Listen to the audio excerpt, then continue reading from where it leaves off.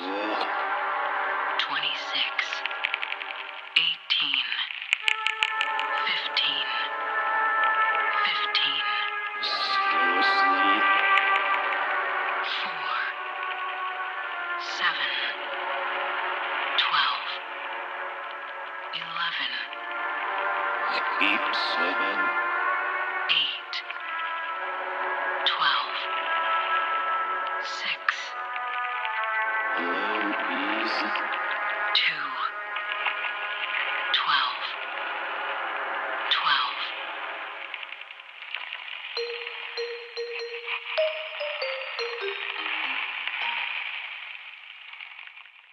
I was actually watching Creekcraft's stream where he reversed it, got this, took the numbers, decoded them, got this, then got that, then descrambled them, and then one fan who was also watching got this. We stopped them up there, and we'll stop you too. But this video isn't about the end product, it's about the secret reverse message within the original song, the one that says, "She will never speak the insolence, calls to you, help me, run, her hand gone, smile for him."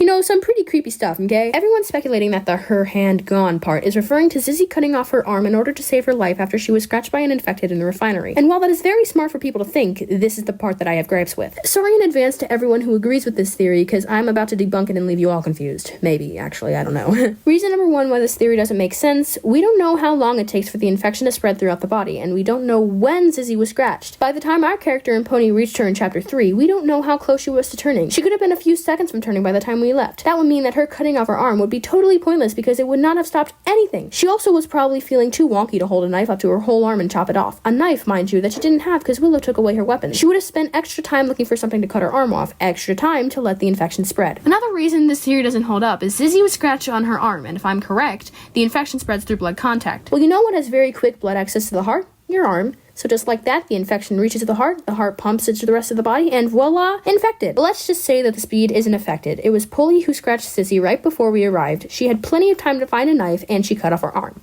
What would happen then? Well, the armpit has very important nerves and veins and arteries and stuff, and if you were to stab it, the entire arm would be immobilized. If you were to cut it off, you would basically bleed out very quickly if you didn't have immediate medical attention. Basically, any way you look at it, this theory doesn't work. Now, I must say that I am not a doctor, and I could be 100% wrong with most everything I just said, but you can't deny that I do have a point, right? Like, to cut off a whole arm is definitely going to cause some complications that someone who is living in a freaking apocalypse can't really survive with. But maybe Mr. Stitchy did it. I know he sure got some crazy powers over there. Hey Cat Squad, welcome back to another video. I didn't say that at the beginning, so I had to get it out, okay? This video was definitely one no one was expecting, because the only times I include Piggy on my channel is when I create poo-poo posts like that Stitchy equals Sauron video, and that other one that may or may not haunt me forever.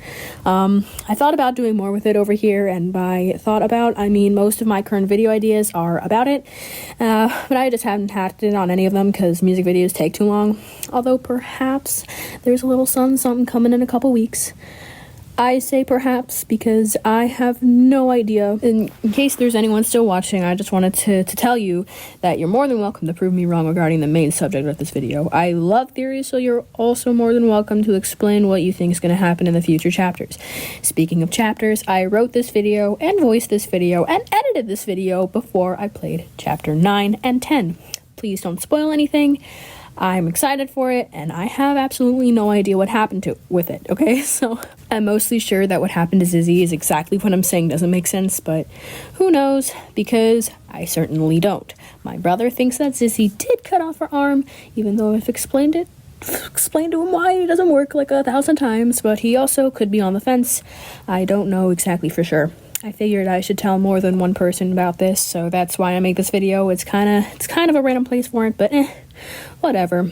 My point was made, and that is all that matters. Also, I feel like I'm gonna do a part 2 to this video because while I was editing this, I came up with some new points that I wanted to share, so that'll come later. I don't know when, but later.